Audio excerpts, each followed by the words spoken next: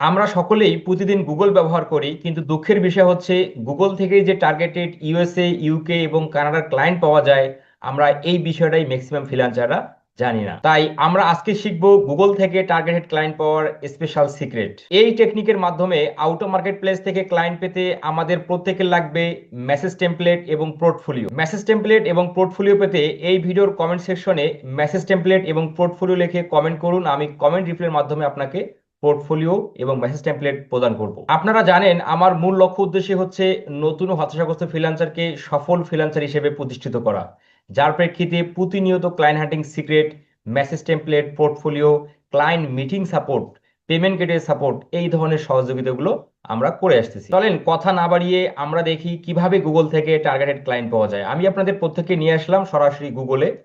আমরা গুগলে এসে গুগলের যে সার্চ বারটা আছে এখানে আমরা যে নিশের উপর ক্লায়েন্ট হান্টিং করতে চাই ওই নিশটা লিখে আপনারা সার্চ করবেন। তো আপনারা পৃথিবীতে অসংখ্য বিজনেসের ক্যাটাগরি আছে, আপনারা যদি বিজনেস নিশগুলো না জানেন তাহলে আপনারা এই ভিডিওর কমেন্ট সেকশনে বিজনেস নিশ লিখেও আপনারা কমেন্ট করবেন, তাহলে আমি আপনাকে 500+ বিজনেসের নিশ দেব। সেখান থেকে আপনি নিশ কপি করে আপনি সার্চ বারে সার্চ করলেই হয়ে যাবে। আপনারা এখানে দেখতে পাচ্ছেন যে আমি একটা কিওয়ার্ড লিখে সার্চ করছি, ইউএসএ ডগ ফুড। যারা এই মুহূর্তে ইউনাইটেড স্টেটে ডগ ফুড বিক্রি করতেছে, এই ডগ ফুড বিজনেস ওনার, তারা অনলাইনে ডগ ফুড বিক্রি করার জন্য গুগলে অ্যাড চালাচ্ছে। এই সকল বিজনেস যারা এই মুহূর্তে যারা গুগল অ্যাড চালাচ্ছে, এই বিজনেসগুলোর কিন্তু পরবর্তী টার্গেট থাকে ফেসবুক অ্যাডস, অন্যান্য সোশ্যাল মিডিয়া অ্যাডস ক্যাম্পেইনগুলো করার। দেখবেন পৃথিবীতে যত বিজনেস আছে প্রতিটা বিজনেস চায় তারা ফেসবুক, গুগল এবং অন্যান্য সোশ্যাল মিডিয়াগুলোর মধ্যেও তাদের বিজনেসের প্রসার বৃদ্ধি করতে। তাহলে আমরা যারা ফেসবুক অ্যাডস ক্যাম্পেইন এক্সপার্ট আছি, এই সকল ক্লায়েন্টদেরকে কিন্তু আমাদের ফাইন্ড আউট করা দরকার, কারণ এদের কিন্তু টার্গেট থাকবে গুগল অ্যাডস এর পাশাপাশি ফেসবুক অ্যাডস রান করার, নয়তো গুগল অ্যাডস এর পরেই তারা ফেসবুক অ্যাডস ক্যাম্পেইন করতে চাবে। তাহলে আমরা যারা ফেসবুক অ্যাডস এক্সপার্ট আছি, এই সকল বিজনেস ওনারদেরকে আমরা ফাইন্ড আউট করে আমরা ফেসবুক অ্যাডস ক্যাম্পেইন সার্ভিসের মার্কেটিং বা ফেসবুক অ্যাডস ক্যাম্পেইন সার্ভিসের সেল করার উদ্যোগ গ্রহণ করতে পারি। তাই আমাদের টার্গেট থাকতে হবে যে সকল বিজনেস এখনো ফেসবুক অ্যাডস রান করেনি ওই সকল বিজনেসকে টার্গেট কিন্তু আমাদের করতে হবে। তো আমি এই মুহূর্তে ইউএসএ ডগ ফুড লিখে এখানে সার্চ করার পর যে অ্যাডগুলো আমরা দেখতে পাচ্ছি, এই বিজনেসগুলো এই মুহূর্তে তাদের বিজনেসের উপর ইনভেস্ট করতে চাচ্ছে বা তারা তাদের বিজনেসের গ্রোথ জেনারেট করার জন্য ইনভেস্ট করতে প্রস্তুত। এই অ্যাডের নিচের দিকে আমরা যে বিজনেসগুলো পাচ্ছি, দেখেন এই বিজনেসগুলো কিন্তু অ্যাড দিয়ে আসেনি, এরা অর্গানিক ভাবে এসইওর মাধ্যমে আসছে। তাহলে এই বিজনেসগুলো কিন্তু মার্কেটিং পারপাসে ইনভেস্ট করার জন্য প্রস্তুত না। তাহলে এখানে হট ক্লায়েন্ট তাহলে কারা? এই মুহূর্তে হট ক্লায়েন্ট হচ্ছে যারা গুগল অ্যাডস রান করতেছে, কারণ এই মুহূর্তে তারা মার্কেটিং পারপাস তারা ইনভেস্ট করতে প্রস্তুত। আচ্ছা, তাহলে আমি এখানে এই বিজনেসগুলোর ওয়েবসাইটগুলো কিন্তু আমি এখানে ওপেন করছি, আপনারা এখানে ট্যাবগুলোর মাধ্যমে দেখতে পাচ্ছেন। তো আমি যদি শুরুতে এই ওয়েবসাইটের মধ্যে আসি, আমাদের আগে বুঝতে হবে যে এই ওয়েবসাইট অতীতে ফেসবুক অ্যাডস রান করেছে কিনা। যদি সে ফেসবুক অ্যাডস রান করে থাকে তাহলে এই ওয়েবসাইটকে আমরা টার্গেট করব না, আমরা সেই ওয়েবসাইটকে টার্গেট করব যিনি এখন পর্যন্ত ফেসবুক অ্যাডস রান করেনি। ঠিক আছে, তাহলে আমরা কিভাবে বুঝবো যে এই ওয়েবসাইট এখনো ফেসবুক অ্যাডস রান করেনি? এটা বোঝার জন্য আমরা একটা এক্সটেনশন ব্যবহার করব, সেই এক্সটেনশনের নাম হচ্ছে মেটা পিক্সেল হেল্পার। অলরেডি আমি আমার এই ব্রাউজারের মধ্যে ওই এক্সটেনশনটাই কিন্তু আমি সেট আপ করে রাখছি। তো আপনারা আশা করি আপনারা এটা প্রত্যেকেই জানেন কিভাবে সেট আপ করতে হয়, তবু আমি একটু সংক্ষিপ্ত আকারে একটু আপনাদের দেখাই দেই। আপনারা প্রত্যেকেই আপনাদের ব্রাউজারের এই যে ডান দিকে দেখেন 4 ডট আছে, এই 4 ডটে আপনারা ক্লিক করবেন। 4 ডটে ক্লিক করার পর দেন এখানে আসবেন এক্সটেনশন, এক্সটেনশন থেকে আপনি আসবেন ম্যানেজ এক্সটেনশন। ম্যানেজ এক্সটেনশনে আসার পর বাম দিকে যে ক্রোম ওয়েব স্টোর আছে আপনি এখানে ক্লিক করবেন। ক্রোম ওয়েব স্টোরে ক্লিক করার পর সার্চ এক্সটেনশন অ্যান্ড থিম, এখানে আপনারা লিখে সার্চ করবেন মেটা পিক্সেল হেল্পার। এটা লিখে সার্চ করলে আপনারা এখানে অ্যাড টু ক্রোম দেখতে পারবেন। এখানে ক্লিক করার পর অ্যাড এক্সটেনশনে ক্লিক করবেন, তাহলে কিন্তু এই এক্সটেনশন আপনার ব্রাউজারের মধ্যে অ্যাড হয়ে যাবে। এখন আসেন আমরা এটা পর্যালোচনা করি যে এই ওয়েবসাইট পূর্বে ফেসবুক অ্যাডস রান করেছি কিনা। এটা বোঝার জন্য জাস্ট আমরা এই এক্সটেনশন বারে ক্লিক করে এই মেটা পিক্সেল হেল্পার এটাকে আমরা পিন করে নেব, তাহলে আমরা এটা মেটা পিক্সেল হেল্পারের যে লোগোটা সেটা আমরা এখানে দেখতে পারবো।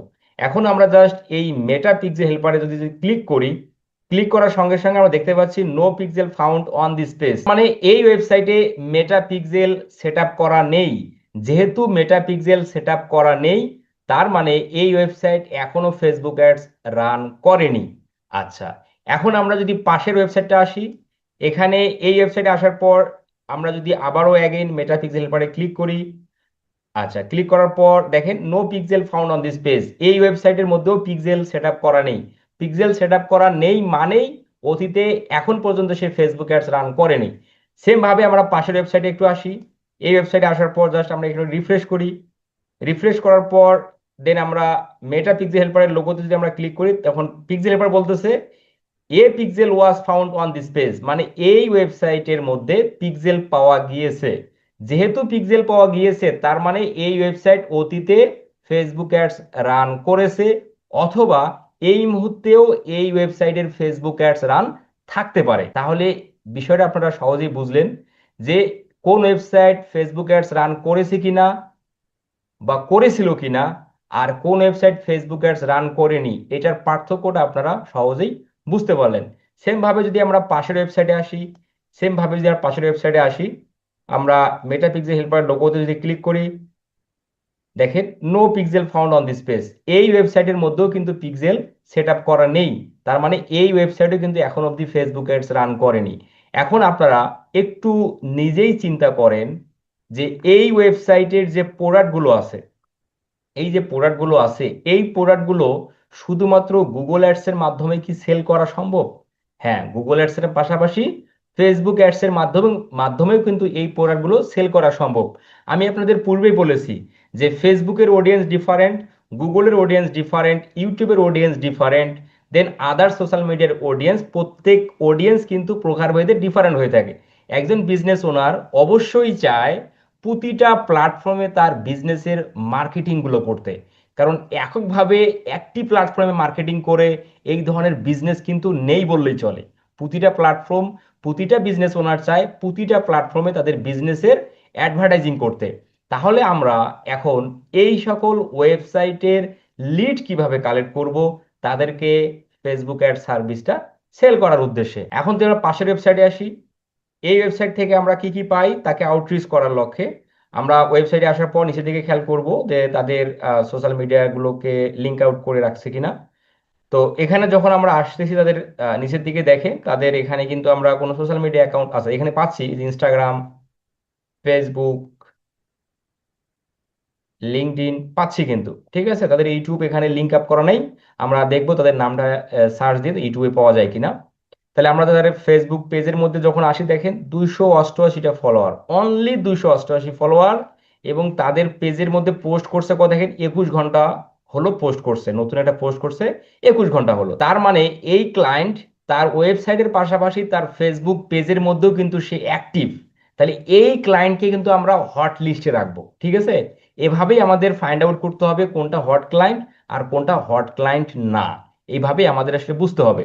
তাহলে এখানে যখন আমরা আসি তাদের কি পাচ্ছি, ইনস্টাগ্রাম পাচ্ছি 2.1K ফলোয়ার অনলি, এর পাশাপাশি তাদের আমরা পাচ্ছি হলো ফোন নাম্বার। একটা ক্লায়েন্টকে আউটরিচ করার জন্য Facebook page, phone number, Instagram, এই তিনটাই কিন্তু যথেষ্ট, ঠিক আছে। নিচের দিকে যদি আমরা আসি দেখেন 28 এপ্রিল, এই 2 দিন আগে পোস্ট করছে সে, এবং অ্যাক্টিভ বিজনেস। তাহলে এই সকল ক্লায়েন্টকে কিন্তু আমাদের ফেসবুক এর সার্ভিসটা সেল করার লক্ষ্যে কিন্তু টার্গেট করে আউটরিচ করতে হবে। এর পাশাপাশি যারা আপনারা টিকটক মার্কেটিং জানেন, যারা ইনস্টাগ্রাম অ্যাড জানেন, তারাও এই ক্লায়েন্টগুলোকে আউটরিচ করে টার্গেট করবেন।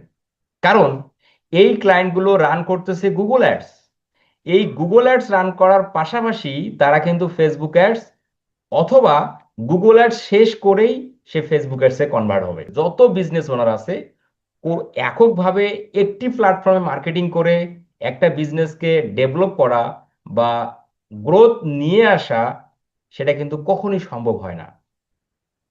উভয় প্ল্যাটফর্মেই কিন্তু প্রতিটা বিজনেসে মার্কেটিং করার প্রয়োজন হয়। তাহলে আপনারা সহজেই বুঝতে পারলেন যে কিভাবে পেইড টুলস ব্যবহার না করে কিভাবে আমরা গুগল থেকেই ইউএসএ, ইউকে, কানাডার এই সকল ক্লায়েন্টদেরকে টার্গেট করে আমরা আমাদের সার্ভিসটা সেল করতে পারবো। আমার মনে হয় না এর থেকেও আর কোনো সহজভাবে বা সহজ কোনো ক্লায়েন্ট হ্যান্ডলিং সিক্রেট আপনাদের প্রয়োজন আছে।